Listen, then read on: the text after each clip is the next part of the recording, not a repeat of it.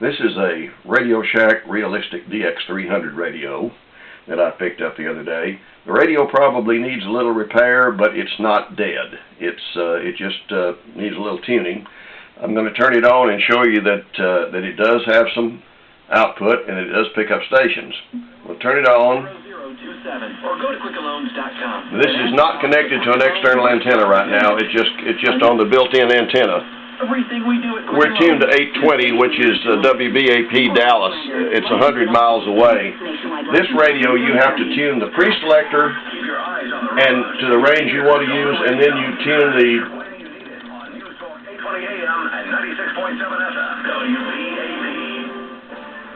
you tune the frequency readout to the station you want to hear.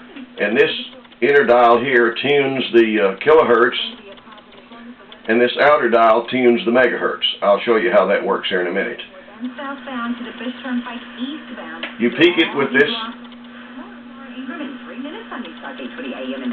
dial. The S meter does not work. This is a tone control that controls the high frequency response. It's got an attenuator and fine tuning on it.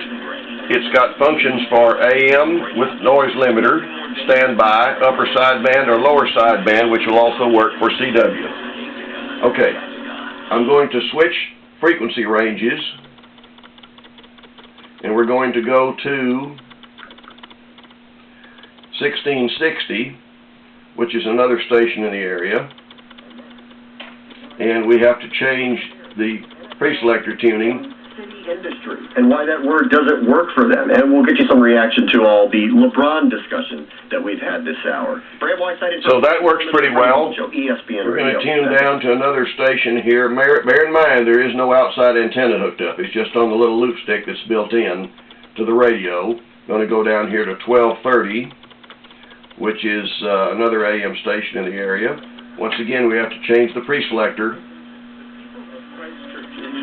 Are suffering from the effects of a devastating earthquake. New Zealand's world-famous movie visual effects company, Weta, is auctioning off movie collectibles on eBay.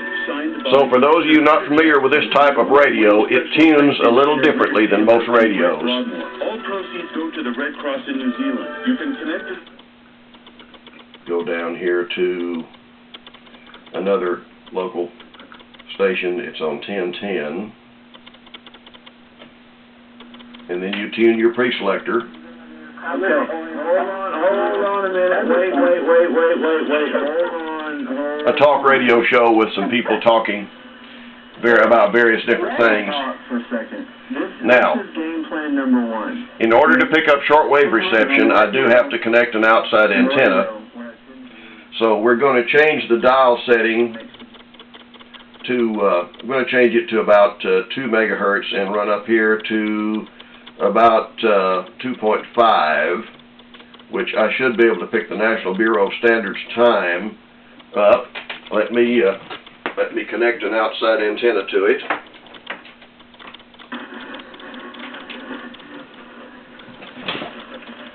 And once again, I have to change the pre-selector range. The dot changes to show you which range you're on.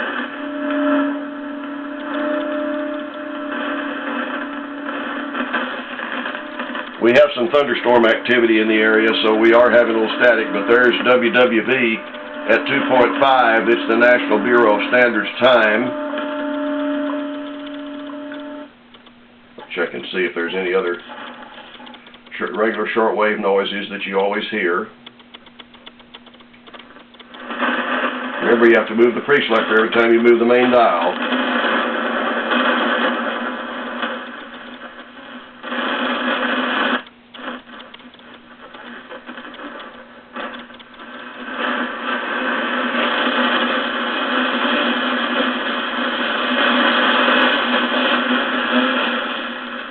This is the area that I believe needs a little work because it doesn't seem to be as sensitive as it should be. I hear stations in the background, but that's where I say that the set probably needs a little work when you get up to these higher frequency bands.